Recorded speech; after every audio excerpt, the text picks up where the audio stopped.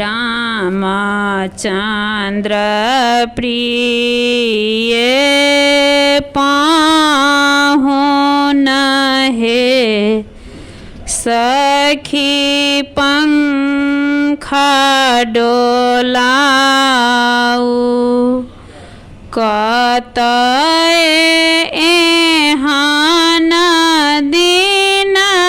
पाए बहे प्रभु हिया में बसाऊ कतय एहन दिन पाए बहे प्रभु हिया में बसाऊ चरना पखारी बिमल जल हे सखी आसन बैसाऊ मानी मुक्ता मैं को बरहे लाए ताही घर जाऊ मानी मुक्ता मैं को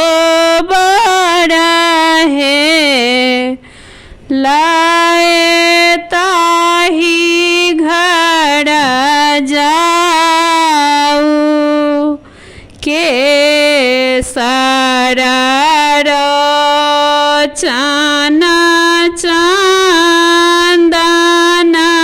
हे प्रभु भाल चढ़ाऊ विकसित पंकज लोचन हे सखी काजर लगाऊ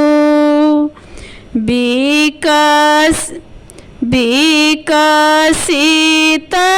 पंकज लोचन हे सखी काजर लगाऊ बहु व्यंजन खटर सभरी है तानी भोजन कराऊ पान सुपारी सुबासित है भारी पात्र मांगाऊ पान सुपारी सुबासित है भारी पात्र मांगाऊ हास्य प्रेम रस पूरित है रचि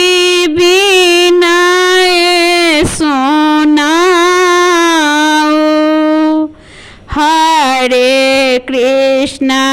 शुभ को बरहे सब मौज मानाऊ हरे कृष्ण शुभ को बरहे सब मौज मानाऊ लाए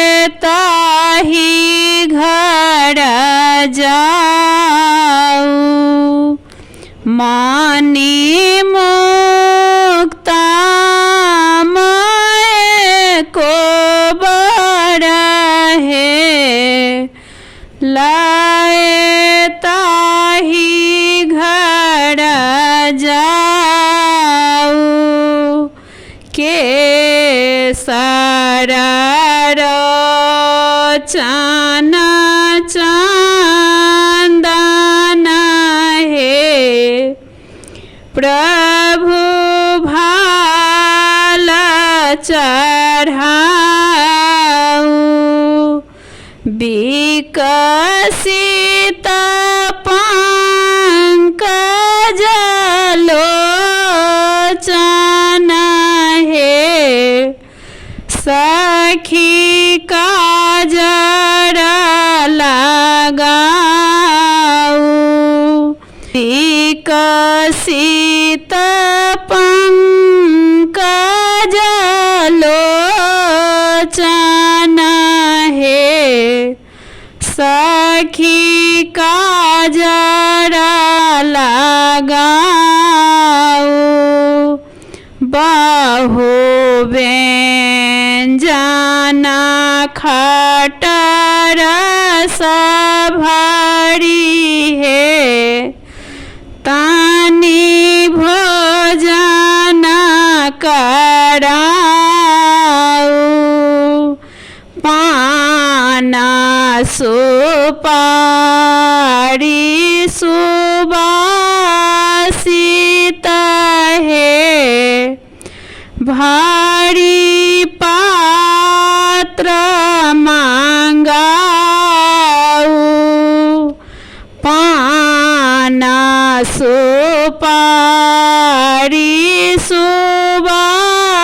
सुबासित है भारी पात्र मांगाऊ हास्य प्रेम रस पूरित है रचि बिनय सुनाऊ हरे कृष्ण शुभ को बड़ा है सब मौज मानाऊ हरे कृष्ण शुभ